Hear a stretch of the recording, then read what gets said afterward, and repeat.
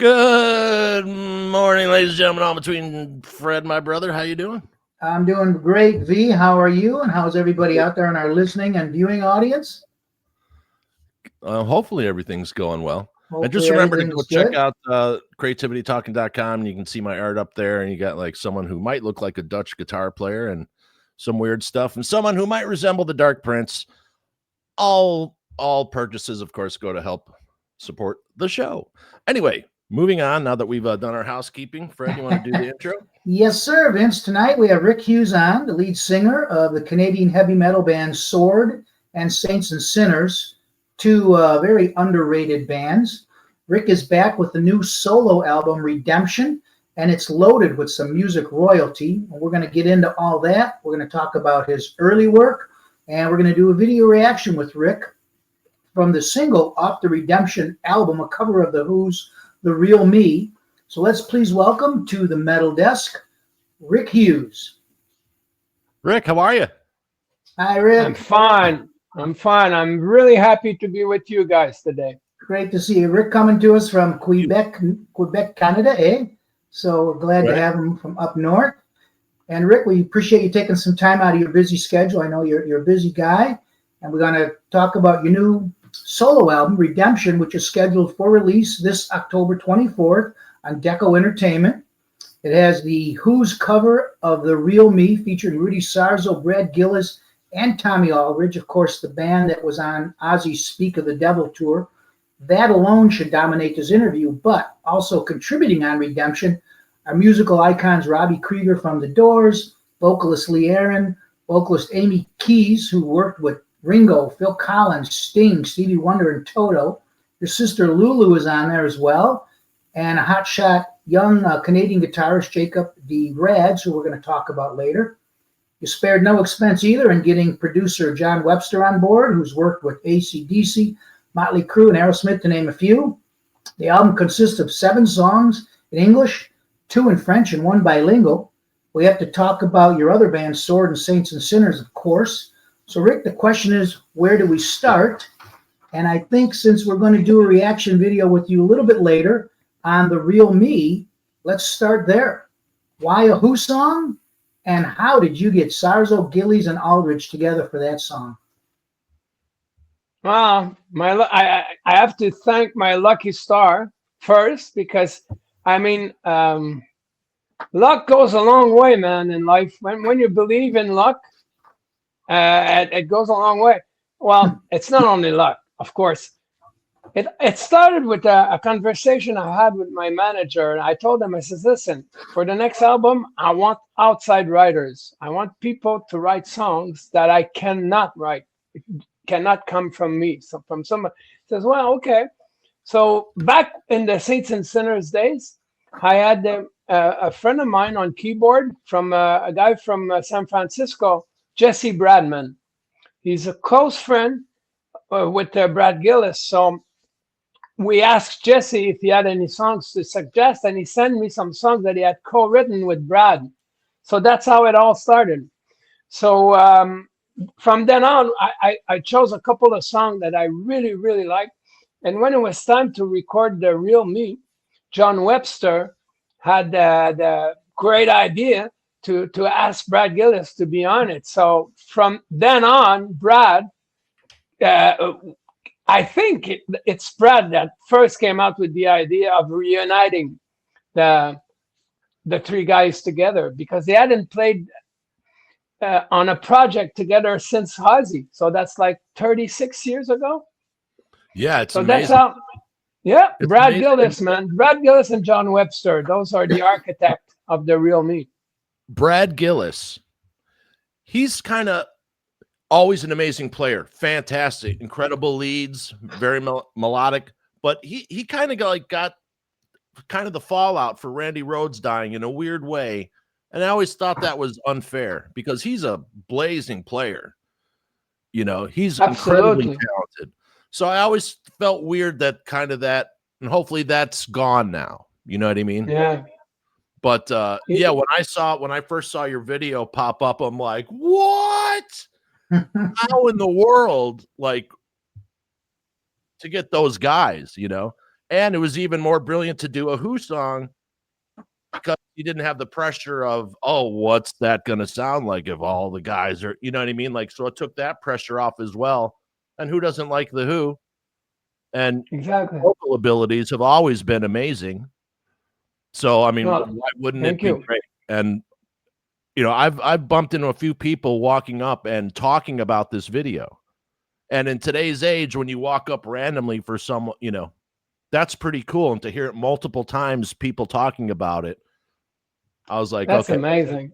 yeah, Well, you know, when I say I thank my lucky star is all because when it was time to record the song, they said yes. So that was big.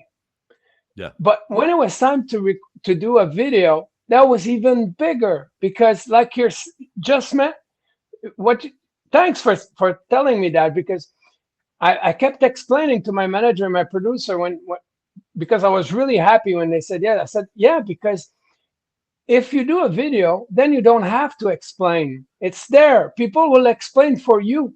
right, If we would not have done a video and the real me would have come out, I would have to say, oh, and by the way, can you guess who's drumming right now? Some people would have yes. guessed right, you know, but it would have been hard. So not right now, because the video is done. It's a word of mouth. I love it. So what was really cool about it, everyone knows, you know, we lost Ozzy not too long ago. Rudy got to play at the last show. So for that band to appear shortly after was really a cool thing for everyone who loved Ozzy and all his incarnations, you know, as well as all the bands that all of you guys have been in. Like, Yeah, and again, you know, the timing of it yeah, is incredible because we never thought Ozzy was going to die when we did that last year. I mean, the news from Ozzy, nothing was aiming towards the end, you know. So it's all a matter of weird timing, because we were true. ready to release the video when Ozzy died, and we didn't. And we said, no, we cannot do that right now. Let's let Ozzy be put to rest and rest in peace and everything, and let's wait at least a couple of weeks or a month before we release it. So that's what we did. Yeah. By respect, you know. It was really cool to see, you know, it was like back to the beginning show. We've talked about it before. It was one thing before the show. It was another completely different thing the day of the show for people from the heavy metal community. You know, we're like a big family, totally different than other music genres. People can fight me on it. You know, totally different. It's a brotherhood and a sisterhood. You know what I mean? And to get that, and then after the show, it was a totally different thing. It was a validation of all of us and all the crap that we took over the years listening to this music that everyone thought was divisive, was actually bringing a bunch of people together and saving lives and being able to form a community. And, you know, your friends became family over music like this, and yours, you know. I can't remember how many times getting drunk back in the day to Sword. Listen to Stone again, I guess. You know, but it was really cool to see that now our music genre has been validated in the most epic way through the death of Ozzy, which is very interesting, I think. Agreed. I mean, Black Sabbath's legacy is as big as Led Zeppelin's legacy when you think about it. I mean, Ozzy was bigger than life, a bit like Lemmy.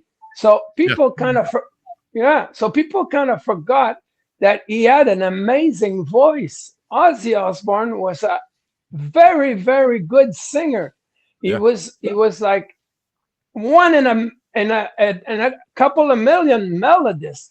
I mean, this guy could sing, especially the first album, but throughout his career, if you listen to Diary of a Madman, Crazy Train, Mama, I'm Coming Home, all that stuff, it's got those melodies, and the voice is big. It's Ozzy was a very, very good singer. Yeah, and you he know, was a like back to the beginning show, all the bands that covered him, the bands all sounded great, but no vocalist came close to sounding like Ozzy. And I think no, people learned then, like, oh, Ozzy is that unique because no one can, like a bunch of people can sing like Jeff Tate, a bunch of people can sing like other people, but no one can sing like Ozzy. Yeah, agreed. And and he played piano, he played harmonica, he played guitar, and everyone just thought he bit heads off of bats. right, Exactly, and it's so strange because, in a way, people realized that Ozzy was a regular Joe when they watched the Osbourne. That's when everybody realized this guy is like a regular Joe, man. He doesn't pretend to be a rock star, or he's a rock star, and he's just not natural. He's just like everybody else. That's right. what people love the most about Ozzy, in my book. And That's he what was I hear the most. Yeah. he was a great frontman. He didn't run around the stage like David Lee Roth, but he commanded the stage. And to do that next to a Tony Iommi or Randy Rhoads is saying a lot. When you command the stage, you got these two incredible guitar players there. So he was fantastic frontman. He really was. Yeah, and just think of how many musicians he brought to the world in a large way. I mean, it's, 30, 35 maybe, that's amazing. I had the pleasure of meeting Zach a couple years back. Sword, we opened for Black Label Society. It was a triple bill. It was Anthrax, Black Label Society, and Sword. Oh, so nice. when I was backstage, I was looking forward to meeting Zach. So I follow him, on social media and stuff, and I love his persona and the way he is. And so I got to meet him, and I wasn't disappointed at all. Right. I'm glad you kind of brought that up, because I'm sure you weren't starstruck by meeting Rudy, Brad, and Tommy, because you played with so many incredible bands over the years. But was it surreal to be there with those three guys? Well, I was starstruck, and I'll tell you why. When I was 15 years old, these guys are like 10 years older than me. So when I was 15, they were like 20, 25. They were playing the Montreal Forum. They were playing with Ozzy, with Whitesnake, with Quiet Riot. I mean, I saw these guys on stage when I was a teen. Yeah. So then you fast forward to 2024 when we did the video in November. I was starstruck, and my wife was with me, and she's very good with me. So she kept me grounded, so that it wasn't, exactly. So I wasn't like a vampire, but more of just getting in the moment, because in between takes, they would talk with each other, then they would ask my advice, and I was one of the guys, so I would talk to myself, I would pinch myself, man, you're doing it, it's happening. Just and live the moment. We have to mention Rudy gets such a kick out of this when I say this. The world loves Rudy Sarzo. I mean, one of the best performers ever, and to stand next to him while he's doing the bass slide and he licks his thumb, I would have exactly. I would have forgot to remember like the next line. I'd just be looking at him. I'll be I'll say just a little secret, a private conversation I had with him while we were filming. I shared just a little moment. Yes. I said to him, so thanks, Rudy, for doing this. I mean, your bass playing on the album is amazing, but to be here right now with doing the video, thanks. And he said to me, well, thank you, Rick, because I said yes, because Chet Entwistle is one of my heroes. And this is, for me, this is an homage to him. Yeah. Talk about being humble. That's the one. That's the guy, Rudy Sarzo. Anyways, Rudy, Tommy, Brad, these guys are the perfect example of how you should behave when you become famous, or you become well-renowned. These guys are regular Joes, and that's the way it should be. Yes. People we should look up to very highly are doctors, or you know what I'm saying? People who Yeah. save lives, those are the ones that, yeah. But the rest of us, we make music. Yeah, okay, we change life because we wrote a good song and this and that. Mhm. But staying humble is the perfect way to having good people around you. Yeah, I worked with some legacy bands. I worked with Pink Floyd and Rolling Stones and and Guns N' Roses, all this stuff. And and you would work on these award shows, and there's these legends, from Tony Bennett and all this stuff. And the people have been around a long time. There's a reason why. It's There you not their go. performance. It's not their performance. It's their personal interaction with the people that they work with and the people who they hire. And if you're a jerk, that's going to get old quick. As soon as that, top 10, whatever goes below that, then you're gone. But if you're a nice person and you treat everyone with due respect, they're going to call you even if you're under a certain mark, whatever that mark is that they make up. You know what I mean? Like, because that's a good guy. That's one of the main qualities of a good rocker. Yeah. It's loyalty. Yes. That's that you were talking about the brotherhood, the sisterhood of rock musicians. That's it. It's loyalty. We're loyal to each other. We don't backstab, at least. Yeah, and in my part of town. Yeah, and like for instance here, like if I don't like a band, I'm not gonna react to them. I'm not gonna cover that because it's not fair. Just because I don't like something, it has, that could be someone's favorite band. I'm not gonna take away from that because exactly there's negativities for the rest of the internet. Here we want to talk about music and musicians we love and the music that they make that we have many memories of, right, and new memories to come. Yeah, and you see the trolls out there. It's ridiculous. Now I'm because it says it right here. I'm a metalhead. That's kind of all the music I listen to.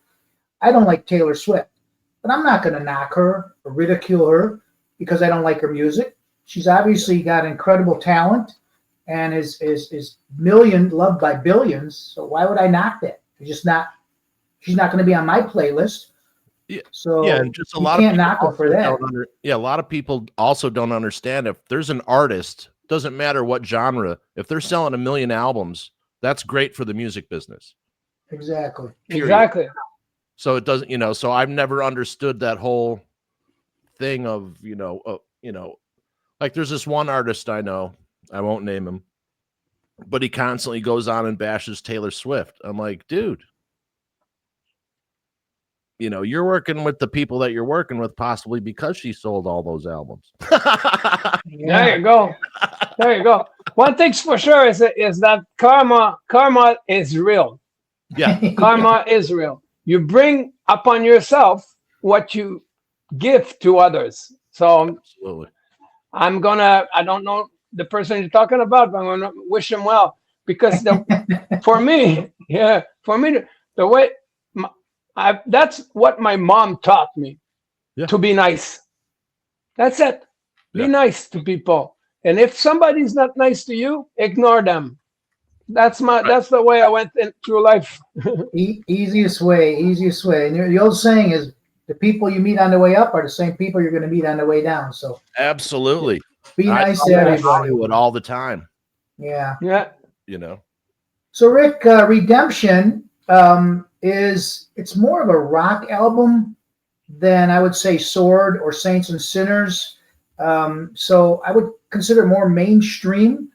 Why did you choose to go that route instead of like more hardcore metal? Metal, I leave that to Sword. So here we are, four guys in almost a garage. We have a nice rehearsal hall. It's like a garage, it's rock. So the setting is perfect to write and to be into metal. The hard rock I leave to Saints and Sinners because again, a bunch of guys that write songs, and it's got the energy of hard rock. But when you're a solo artist, that's totally different. Right. Then that's what personally you listen to. So me, I wake up in the morning, I don't listen to metal at all. I listen to, I don't know, Elton John, Elton John, Brian Adams, Saga, you know. In the afternoon, I don't know. I listen to Johnny Cash. I love music.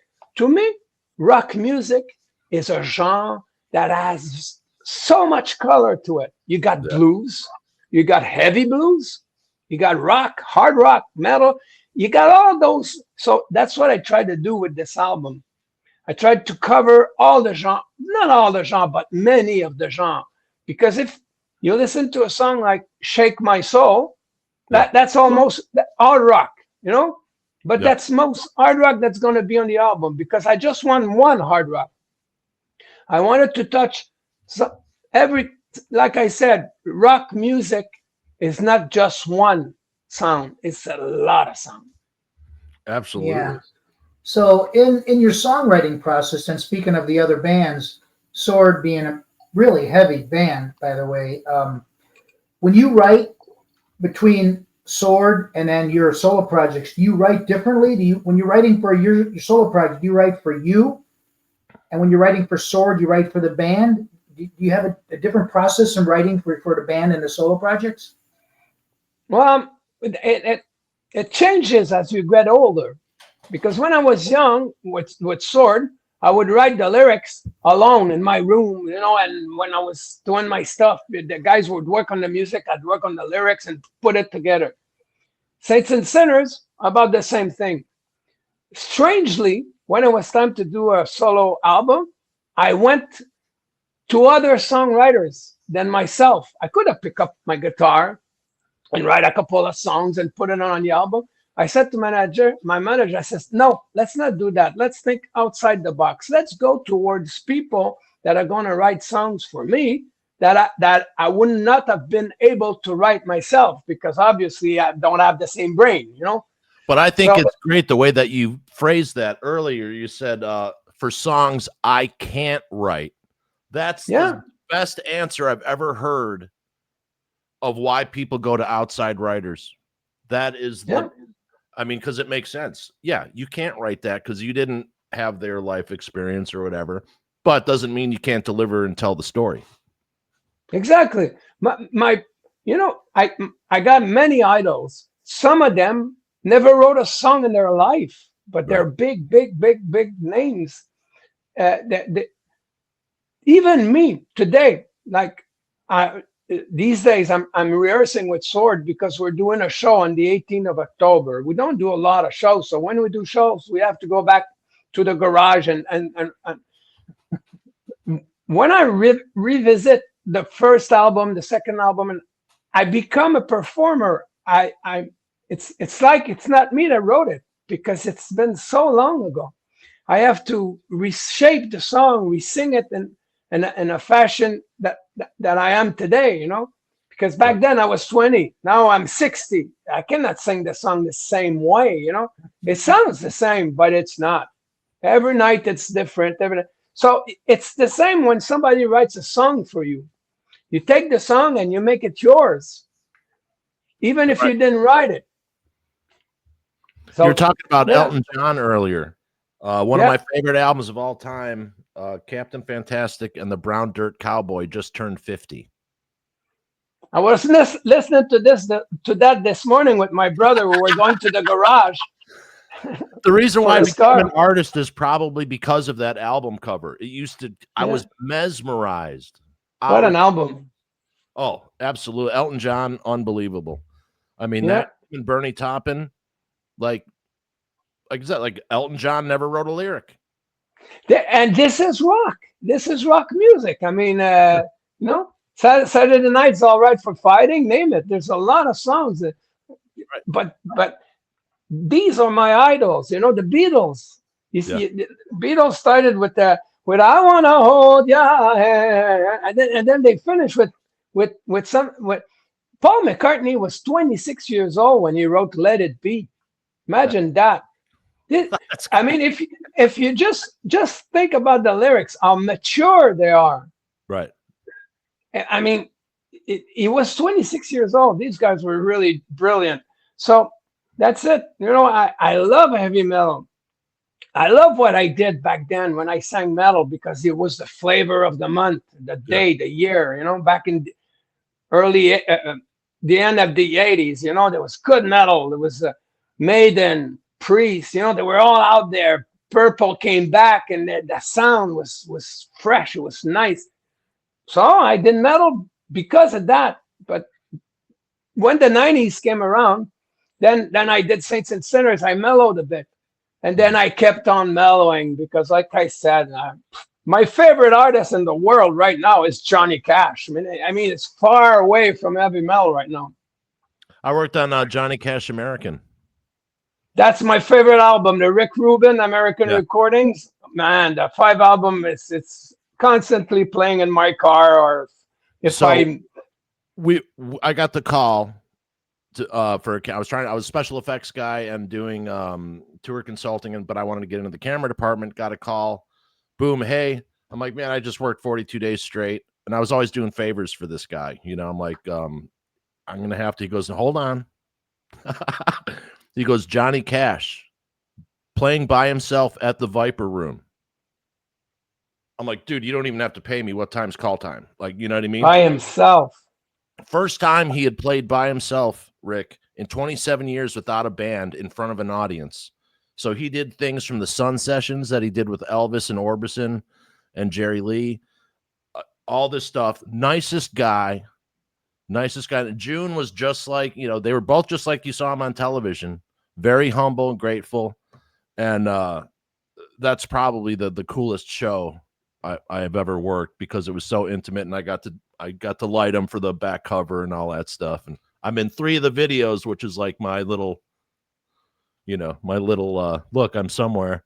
I gotta check that out, because I mean, I'm a big fan. He's like a father figure for me, Johnny Cash is. Yeah. I call all the recordings with Rick Rubin, I called it the gospel according to John. It's so touching. It's man, it's moving.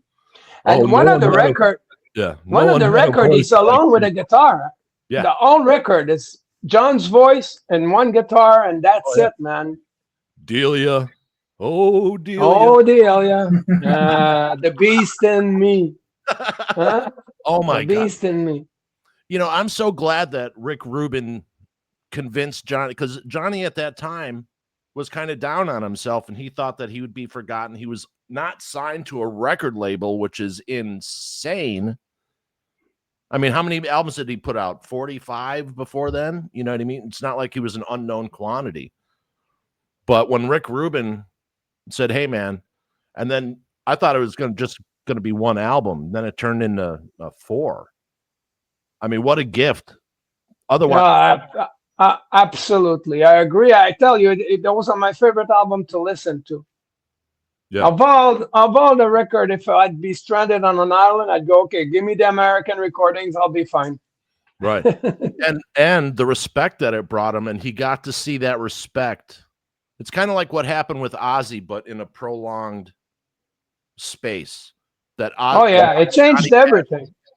That Johnny Cash literally got to feel, you know, how much everyone loved him. So, yeah, and just for that, I love Rick Rubin as much as I love Johnny Cash. Just for doing those albums with Johnny Cash, I'm a big fan of his. So if he's listening, hey, Rick, from one Rick to another, not only did you do a great job, you did a heavenly job. Oh, amazing. And it's funny, too, how many people are, you know, how many people do reference Johnny Cash now? You know, because we all grew up with it. You know, he was on television when we were small, you know, and then, you know, our parents had his records, and it's just very nice, you know, because the whole thing with the outlaw thing that they were doing with Christopherson and Willie and all that stuff kind of brought him back a little, and then they sank down again. But to see artists get their proper respect and due, there's nothing better than that, you know? Johnny Cash, man, the voice, the voice. As soon as he starts to sing, especially the American recording, because he was older, so they had to pick up his voice really close to the microphone. You can hear that, you know. Yeah. And as soon as he starts to sing, it's this guy at a perfect pitch. Yeah. It's incredible.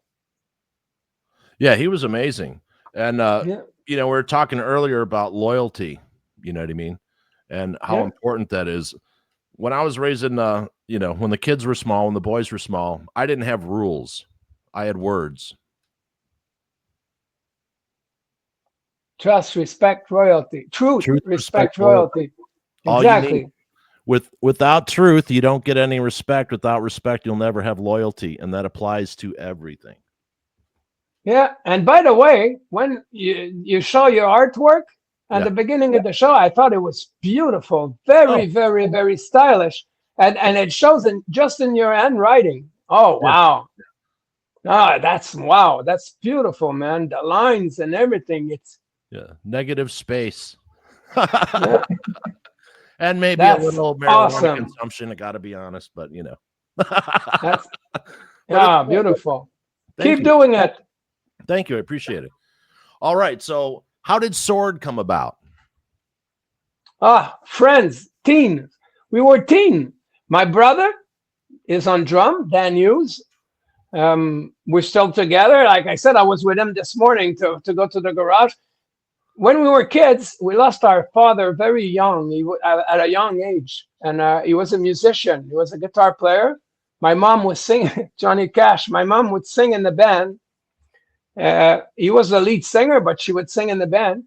Yeah. So when we lost him, my brother and I had to go to work real soon in life. You know, we couldn't go to high school because we had to help our mom to pay the rent and stuff. So that's how we bought our first instrument by ourselves. You know, at 15 years old, I bought my first guitar, and I just wanted to continue what my father had started, I guess, you know, because it left a big hole when we lost him. So that's the way we started. My brother and I would be in the basement somewhere, and I play guitar, and follow me on drum. So one day we said, you know what, we need a bass player and a really good guitar player, because I was more of a singer than a guitar player at that time too, you know. Yeah. So we met Mike Plant and Mike LaRock. There were two good friends playing in a band. They were in a the first time I saw them, they were like 13 years old playing a Kiss tribute, but they had the costume. Yeah, listen, they had the costume made by their mom or their aunt, something like that, and they would really play. It wasn't air guitar and stuff. No, they would play the songs, and they were like tiny guys. I was like, wow, man, and they evolved into a Rush. When they joined my brother and I, they were into a Rush tribute band, and they were like 15, 16 years old. So they were good players. Right. So we met, and we started to jam together. We were like 16, 17. And fast forward, we did a lot of bars, a lot of covers, man. We covered everything from... I was doing an interview the other day, and people were asking me about my influences, and I said that not only were they my influence, they were my professors, because I was only 16, 17 years old. Everybody was listening to Zeppelin, to AC/DC, to Deep Purple. So I had to do those songs. So I had to learn to sing like Ian Gillan, you know, the screams and everything, and Robert Plant, and Bon Scott was hard to do, you know, very hard to do. And then came along Brian Johnson, twice as hard. I can't sing Brian Johnson. It hurt. I can't do it. Oh, he's the best. He's the best. This guy is so amazing. So they were not only my mentors, they were my professors. That's how I learned to sing the way I sang with Sword, by having to cover these guys. Yeah.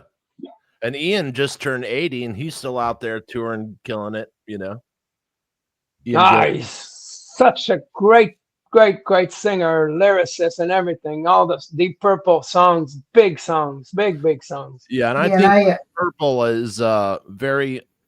They're well respected, but I also think they're very underrated because they need to be at the top of the mountain with Ozzy, Black Sabbath, like everyone. A lot of people are either Black Sabbath or Zeppelin.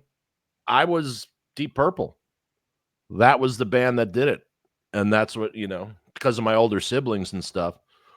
But I grew up around music. We had a piano in the house, and every time we go over to the Lamberts, the French Canadian side of the family, there's mouth harp, there's fiddle, Uncle Roger's playing spoons, and I thought that's how all the families were. I've said this before, but that's how I thought every family was.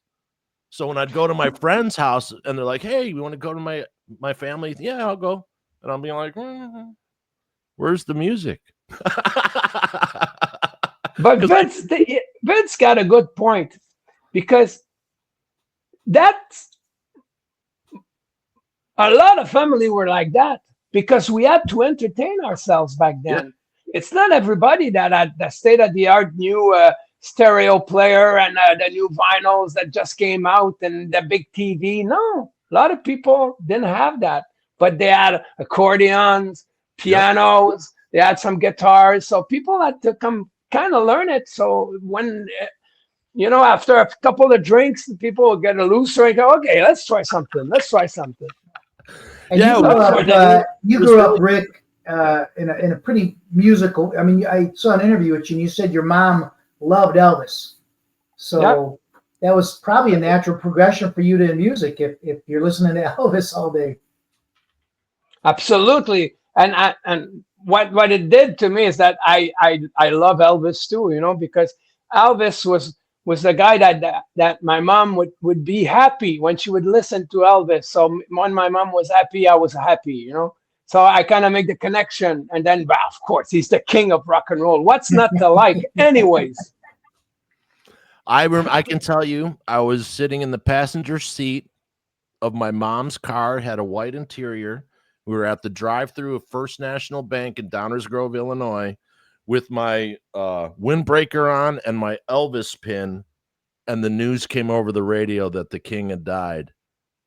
A lot of people have their JFK moment. I wasn't around for that, but that was Elvis for me. Wow. You had the pin and everything. Yeah, because I listened to Elvis because I was, black-haired when I had hair. I had black hair and blue eyes, and he was something I could relate to because that's how I looked. You know what I mean? Elvis was the best. Have you been to Graceland, Rick? Did you get a chance to get there, Memphis, Tennessee? No, Graceland? I didn't have the chance so far, but it's in my bucket list. Because I did Route 66. I did a lot of stuff in the US and the US of A, but I haven't done that yet, and it is on my bucket list. It's probably the coolest tour I've ever been on, just to be in the house, and nothing's changed since he passed. It's the coolest tour to see that house. Everything's in orange and lime green and yellow, and it's just an absolutely amazing tour. And if you're not an Elvis fan, when you leave there, you will be, because it's that. You want to hear a little funny story about that? My friend and producer, executive producer for my career, was at Graceland last year. And he went there on his Harley, and I was supposed to go with him because we ride on Harleys. We did Route 66, but I couldn't go. I had something. I couldn't go. So when you're there, FaceTime me. I want to see it. So I knew what I wanted to do. So he calls me, and he's on the porch. He's about to go in. He says, "Rick, I'm there. I say, "Okay, turn around and show me what Elvis would see when he would go out of his house. That's what I want to see." So he was laughing, and he did it. And he showed me everything. Okay, I said, "Turn to the left, turn to the right. Thank you very much." Okay, I want to keep that in my head. That's how much I love Elvis. Yeah. That's awesome. And they just I know about the house. Yeah. I want to know what he saw. Exactly. So go back to Sword real quick if we can, because I'd have to definitely put that band as one of the most underrated bands of the 80s. I know you only unfortunately had 2 albums out, but they both kicked ass. 81, you released Metalhead, and 88, you released Sweet Dreams. Then you came back, 34 years later to record 3, simply 3, with the original lineup. So, and I got to admit that man, you guys sounded just like you did in the 80s. It sounded like you didn't skip a beat. You brought back the original members 34 years later. How do you explain that you guys kept that same sound and that same chemistry? Teen friends, childhood friends. Even after we stopped doing Sword back in the 90s, we kept doing music together. My brother was always in my band. Mike Plant, the guitar player, he's left-handed. I was playing with him with other bands. We had a Zeppelin tribute for a couple of years, for the bread and butter. And it's when I say that to people, the bread and butter, I have to explain that it's not only the bread and butter figuratively. It's the bread and butter of the soul, because a performer has to be on stage, once in a while, or the performer inside of him is gonna die. You don't want that. So we kept playing all the time. We did some some Sword concert as soon as 2000 arrived. When the 90s finished, we started to do some festival in Germany, here, Heavy Montreal. We did some shows, and there was always talk about doing a continuity to Sweet Dreams. So we just did it naturally. Nothing was forced. Like the shows, I was rehearsal with Sword yesterday for a show on the 18th of October. Sometimes people ask me, is it hard to sing stuff from back then? No, nothing's hard. Everything comes naturally if you just don't stress yourself with stuff like that. When I'm going to do a Sword show, I'm not going to a surgery or life threatening something. I'm just gonna there to enjoy myself and make sure people that are there enjoy themselves too. So one of the things I would do when I did a lot of camera work and I direct stuff, and I would always cover the blinking light so they wouldn't see the red light, because when people see a red light, they'll, like, it could be the biggest CEO, you're doing a documentary or something, and the biggest CEO in the world starts, you're getting sweat marks around his dress shirt, and when a lot of time, like Clint Eastwood did this too, and I kind of got it from him. I just said, begin, start, not action, because that, it freezes people up. So the relaxation part of it, absolutely, people forget to be relaxed. Exactly. When you that's such a good point. When you tell somebody, just be natural. Okay, I'll be natural. Action. You're supposed to be natural. Well, I kind of am right now. Are we recording? Yes, we are. Be natural. No stress. But absolutely. Okay, so let's do the let's get to the reaction. I've been waiting to do By the way, what's your favorite Clint Eastwood movie? My favorite Clint Eastwood movie, apart from the spaghetti western trio, I would have to go with The Unforgiven. There you go. I agree. The performances, Gene Hackman, brilliant. Clint Eastwood, brilliant. I mean, you just go down the line. Harris was in there. Fantastic. Yeah. Richard Harris. And his son right now is doing The Foundation, if you haven't watched that. Amazing. And you know who I'm talking about, Freeman. He was amazing in that. Morgan Freeman. The entire cast was just perfect. Yeah. When he says, well, he should have armed himself before decorating a saloon with my friend. Remember that line? And I think also too, what sold it for me, there was the imagery of seeing, the unknown outlaw, so to speak, the man with no name. It was really cool. The way that they lit him is that he looked like a skull. Yeah. And that, like, that just, like, in addition to the great script, that just sold it on a whole different level. Because that's in my taste, if I with Johnny Cash, that movie, it's wow, untouchable. It's the best movie I've ever made to me. For me, that's right up there. Yeah. That's okay. Let's go back to subject.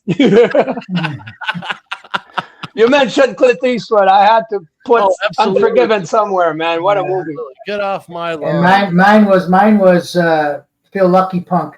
I mean, I used that saying for years till people got tired of me saying it. That's really you got nothing else than that? Sorry. It's a great line. Handgun in the world. Ask yourself. But like you said, get off my lawn. That was a good one too. Yeah. That was a great movie.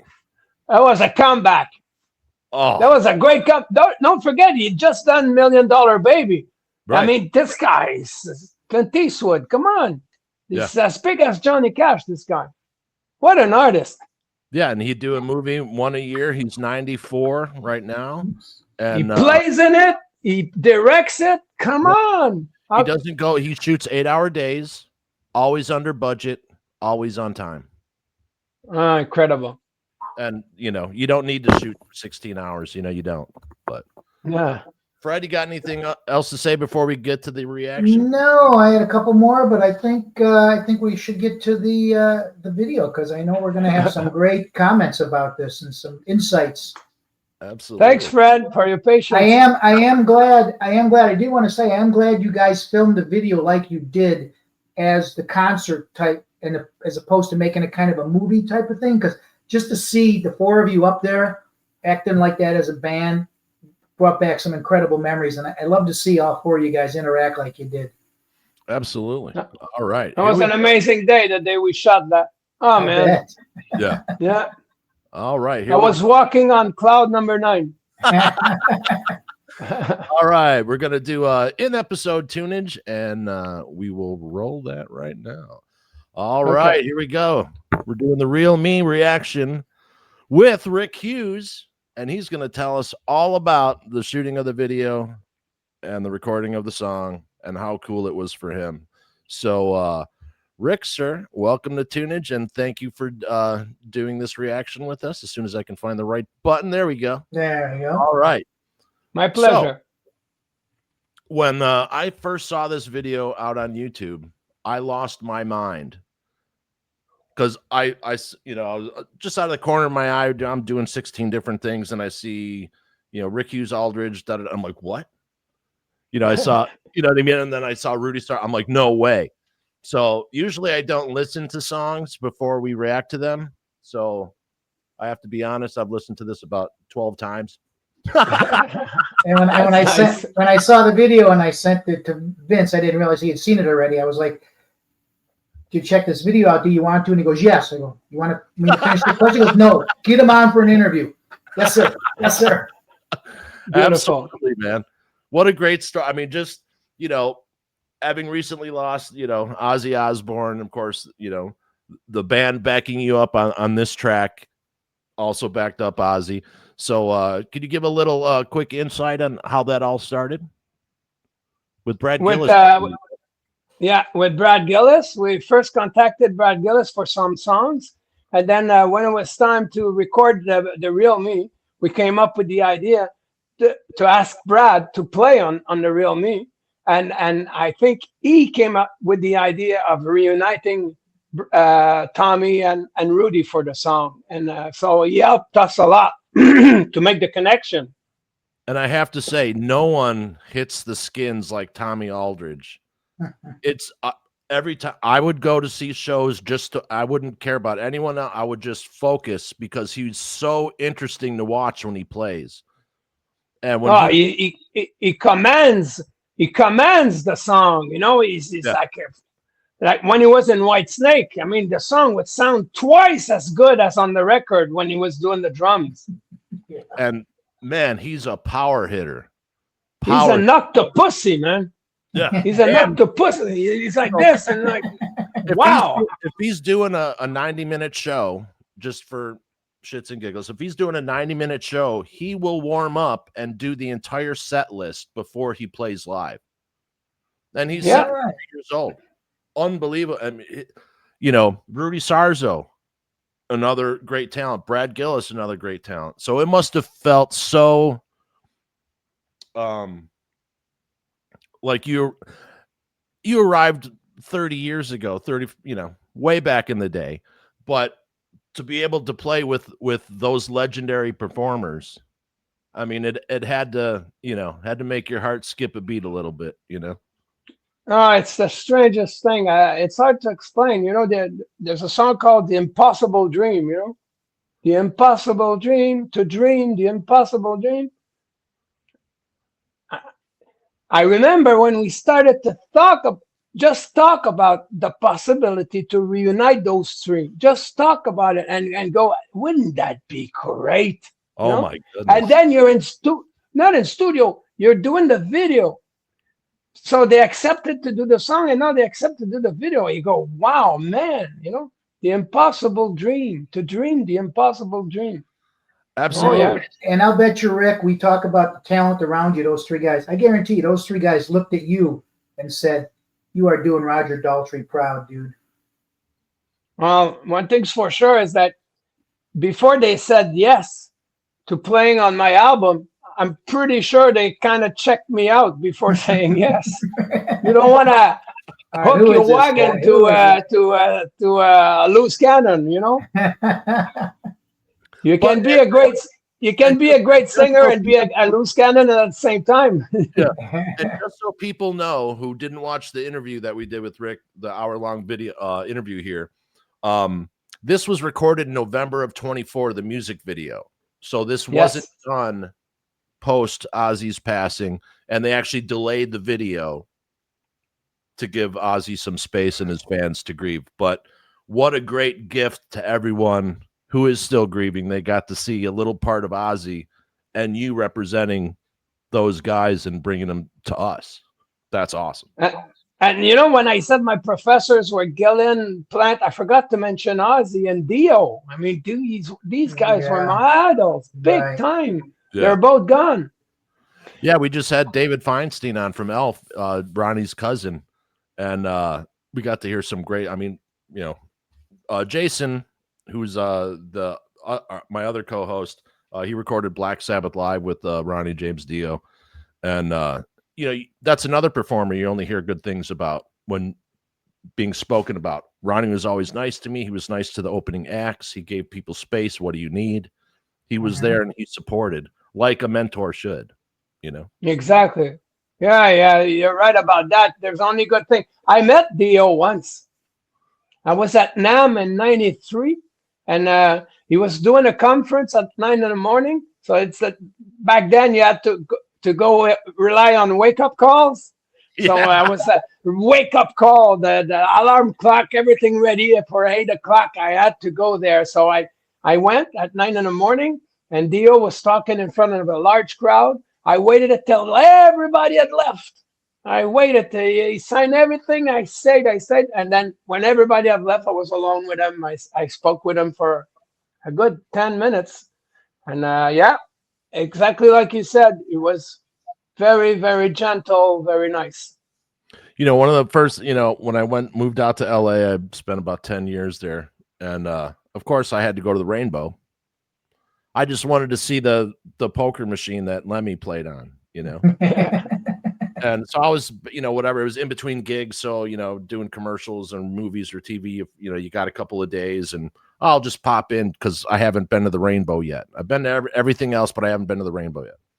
So pop in there and I see Lemmy at his machine. I'm like, there's no one in the bar. So I walk in, I'm like, no way. What I mean? So I'm not going to bug him, hey, Lem, what's going on? And then I go order a drink and I turn around and I'm like, get the fuck out. By the door is John Entwistle with one leg up, hands in his jean jacket. I finished my drink and I never went back to the Rainbow because it would never be that cool. That's an amazing story. I got some good stories with Lemmy because we were his opening act for a tour in the UK back in the days with Sword. So we became friends, and Lemmy was the real deal. Yeah. Like this guy, you cannot duplicate Lemmy. He's gone. It's forever. There will never be another one like him. And him and Ozzy were this tight, you know. His street clothes was his stage clothes. Yeah. I'm sure he would go some nights after a show. He would go to sleep with his cowboy boots and his outfit, fall asleep, wake up, and go back to the next show. Don't change, go. Absolutely. He was the best. So here we go with the real me. Okay. All right, let's check it out.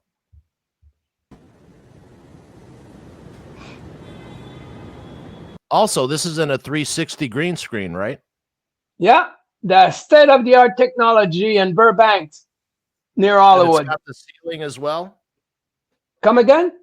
Does it have the ceiling? Is the ceiling green as well? It's 360 all around, so that's why it looks so real. Yeah, and Star Wars is using this, Marvel's using this. It's it's the latest, greatest, and you can actually, when you're there, you can see what you're reacting to in real time, which totally changes things, The movies you just mentioned, some scenes were filmed exactly at that location, Castle Studios. Yeah. Right, here we go. Okay. No, Rick, don't jump.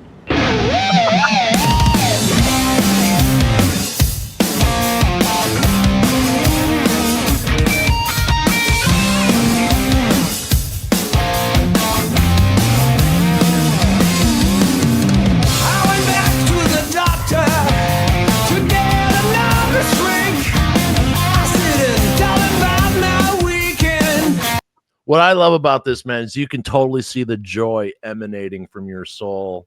Oh yeah, surrounded by these guys, that's awesome. I'm on cloud nine. Betrays what he thinks. Can you see the real me, doctor?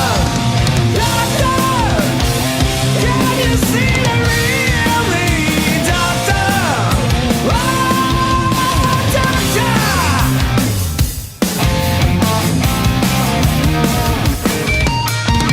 I went back to my mother. I said, I'm crazy, but help me. She said, I know how it feels, son, 'cause it runs in the family. Can you see the real me, mama? Mama, can you see the real me, mama? Oh, mama, can you see the real me? Can you see?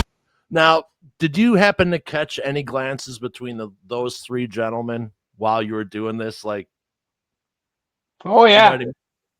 Oh yeah. There were smiles all day long. They wouldn't smile while we were shooting because they didn't want to look like we're pretending to play.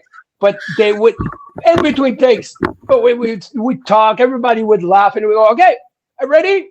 Let's go!" And then we'd do another one. Man, I would love to have been in that room. Absolutely. But Go ahead. the part that's coming, where it's only the bass and the drum. Listen to what Tommy Aldridge is doing. It's incredible what he does with his drum. He's following the beat, and then he stops following it. He does this thing where he turns around and he comes back into it. And all that section, listen to the drumming. It's brilliant. Okay.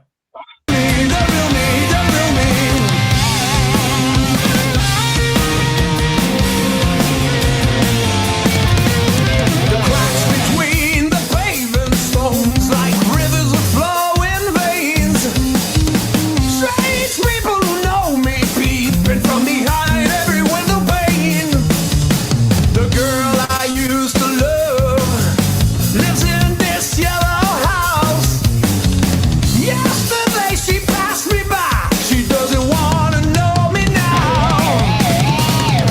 Yeah, what did he even do there? Did he go into 5/4? What? That's amazing, huh?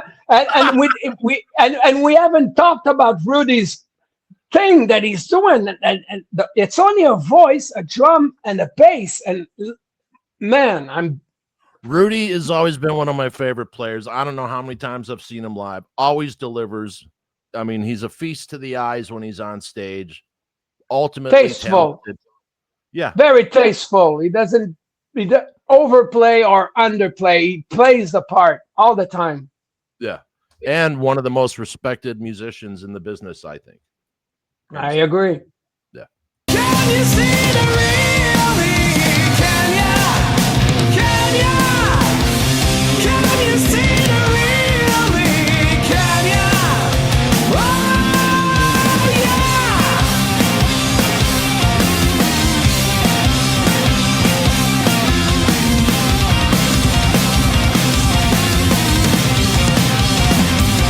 I ended up with a preacher. Tommy, he's such a good drummer. Oh my! Every time, I mean, just what? I mean,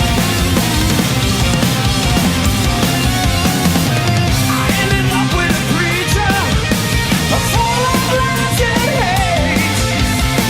I seem to scare him a little, so he showed me to the golden gate. Can you see the real me, preacher? Preacher, can you see the real me, preacher? Can you see? Can you see? Can you see? Whoa!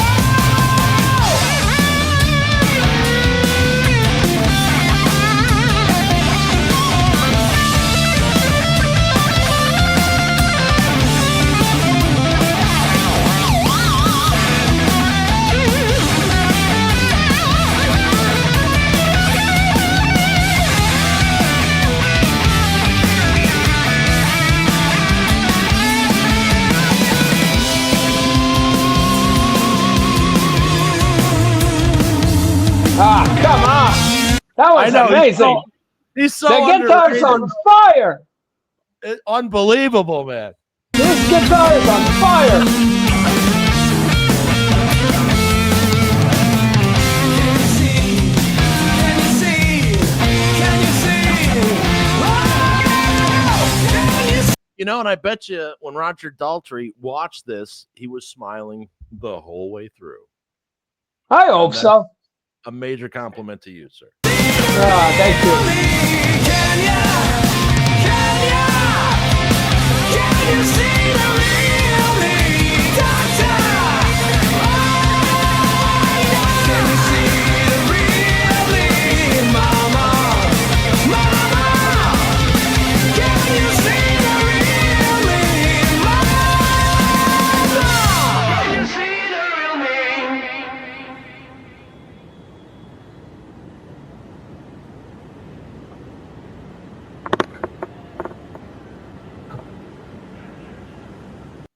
Unbelievably well done. Oh, now we lost Rick. Oh, we can still hear you. But what a great video. Oh, my God. Fantastic. And I love the edge they put on that song. A nice hardened edge. I love that. Unbelievable players. And everyone was having a blast, hands down. Oh, absolutely. You They know. had to love playing together again like that after all these years. And with Rick in there just nailing it. Oh, yeah. And like I said, I'm sure Roger was smiling the whole time he was you know, watching that. I'm sure Might have been he's a little- watching. You know what I mean? Yeah, like I said, he made it. He did it proud. He did. Roger had to be happy with that. Rick, you okay over there? I There kind you of go. lost you. Oh, yeah. Sorry about that. I don't know what That's happened. okay. No So- worries, man. And we got to Hey, watch it's it again. Let's watch it again. It's rock and roll. That's how it goes, you know? Yeah, awesome version. Absolutely awesome. Yeah, man. You have to be totally, you know, you should be very proud of yourself. Great album apart from this song as well. But it was also to give Rudy that gift of him being able to, because he was talking about Entwistle when he was on the show and how much he loved him. So to give him that he'll never forget that you gave him that, and that's that's Well, total. and And Tommy Aldridge, go ahead. I'll never forget. I'll never forget what he gave to me. That's for sure. Right. Because he's up there, and I'm right about here, and he's so soulful that he had the respect to look down and go, yeah, okay, I'll go. And you know what? I think a lot of people, after seeing this, you're going to get the proper respect that's due to you as well. You know what I mean? Like that's a gift. Bringing those guys, just happened to be a coincidence after Ozzy's death to give everyone that band in a performance. All the Ozzy fans are just, very thankful and grateful. And, what a beautiful thing, Yeah, sure. it is. Music is the gift that keeps on giving. Absolutely. All right, and that's our tunage episode. Rick will be right back to wrap up the show. But thank you, everyone, for watching the tunage. Rick, thank you for reacting to your own tune. And we'll see you guys next time on tunage.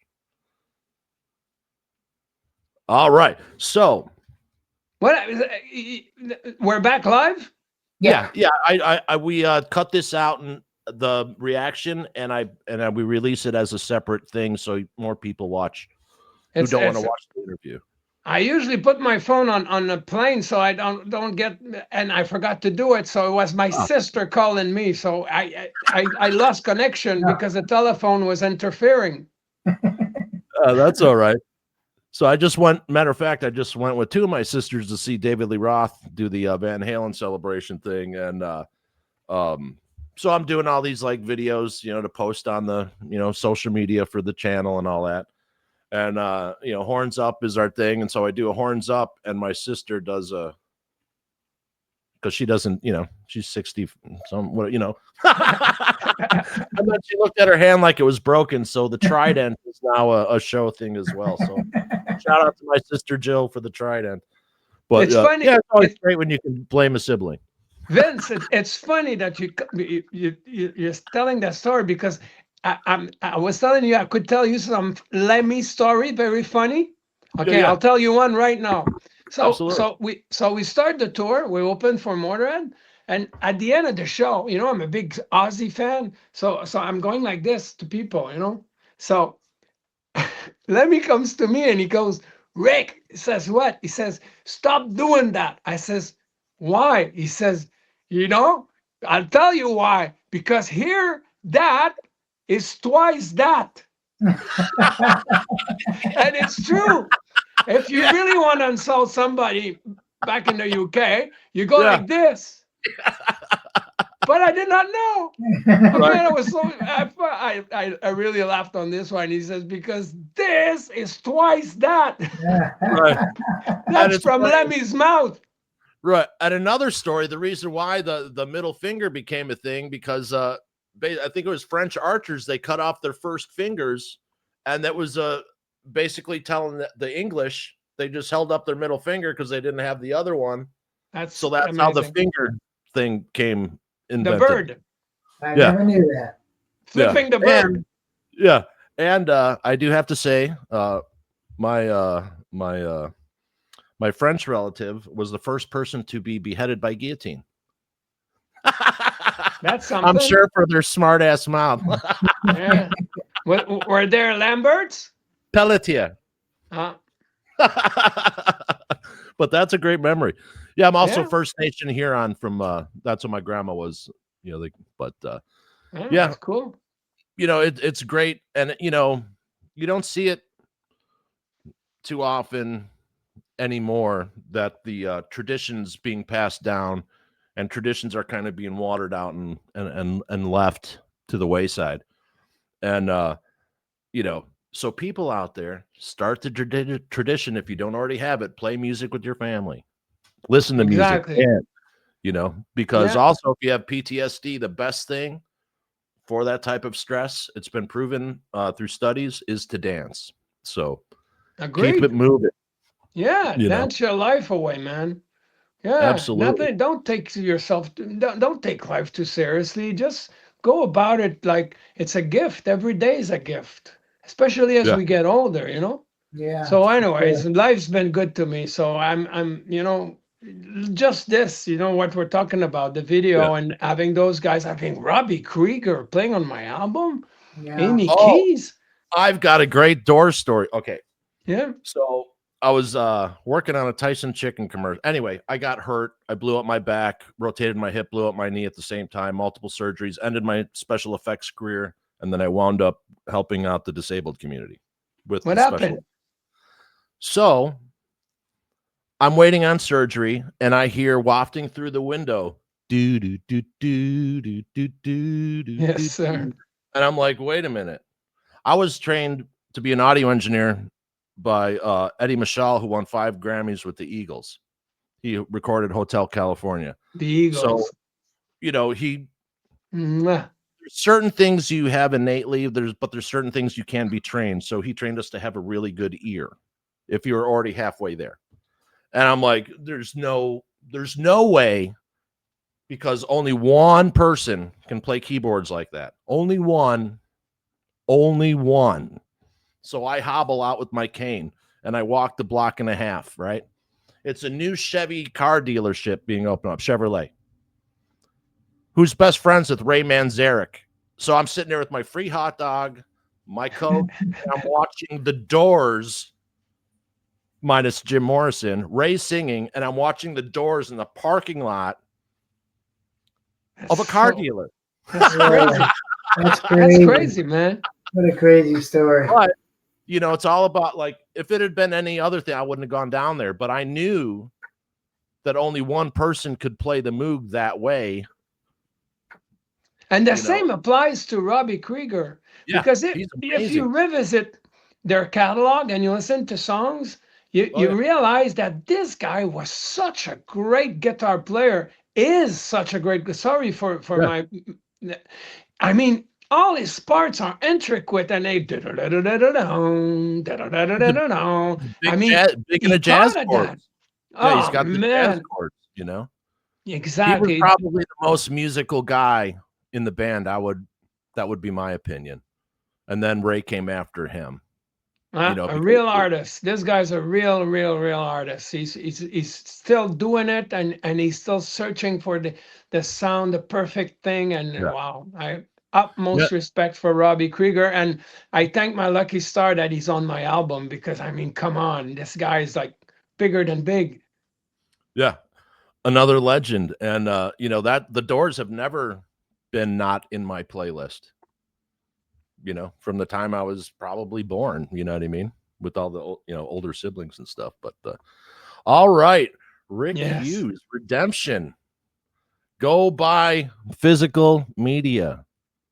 That's what helps supports the band and keeps them doing what they do. Buy physical media, buy merchandise. The album is out October 24th on Deco Entertainment. Pick it up, and hopefully Sword will be popping in someone's fest or something soon, and you can see Sword and Rick and pick up the album, pick up t-shirts, pick up vinyl, pick up CDs, support live music. Absolutely, always support live music, because one thing's for sure, guys, is that this album will be touring. We're already on it. Awesome. We'll be touring, so keep your eyes and your ears open, because we're not the kind to say, no, touring is too expensive. No. We'll find a way. We found a way to get Robbie Krieger on the album. We found a way to get the Speak of the Devil lineup. We'll find a way to tour. Oh, look forward to seeing you guys. Interesting. You brought that up about asking these people, and a lot of people say, "Oh, I can't do this because of that." I'm like, well, did you ask? Well, no, they're not gonna. No, if you don't ask, you don't know if they're going to say yes. And sometimes all you have to do is just ask. Exactly. It's very, very simple. Just be respectful. Hey, you know. Yeah. But anyway, Rick, the impossible dream. Absolutely. Thank you so much for coming on the show, man. We totally appreciate it. You're fantastic. Thank you, Rick. Buy this album right now. And we'll see you on the road, Rick. Hopefully sooner than later. Yeah, and let's talk again, guys. Oh, absolutely.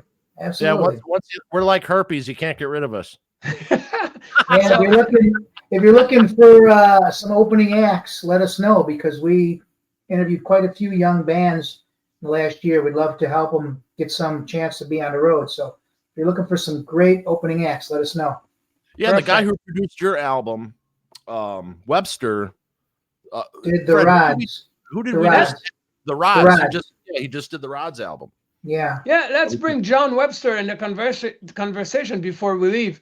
The real me, the sound of the real me, and the whole structure of the song, because there's a guitar solo where there's not on the Who version, we added a guitar solo for Brad Gillis because we wanted to showcase him. John Webster's creation. John Webster is a genius. He's brilliant. I'm so grateful that he said yes on for doing my album, because it took us 2 years to do, and he overseed everything. So the real me is mostly his creation. That's awesome too, because a lot of artists produce their own stuff and they don't know when to stop when it's good to go. They'll keep, sometimes everyone can't self-produce, and I always like bouncing off of someone else anyway, you know what I mean? That just is help. Yeah, there's a phrase for that. Yeah, John is the best, man. Right on. Rick Hughes, ladies and gentlemen. Fred, thank you, Rick. And so guys, thanks, Fred. Thanks, Vince. Thank you, sir. Best luck moving forward. We'll see you guys soon on Creativity Talk. And remember, guys, and if you're feeling low, you're feeling bad, please pick up a phone and get help. We'd rather take a phone call than go to a funeral. Mental health is pushed aside a lot. So listen to some music, go dance a little bit, talk to your friends, tell some jokes. We'll see you guys next time. Amen. Bye, guys.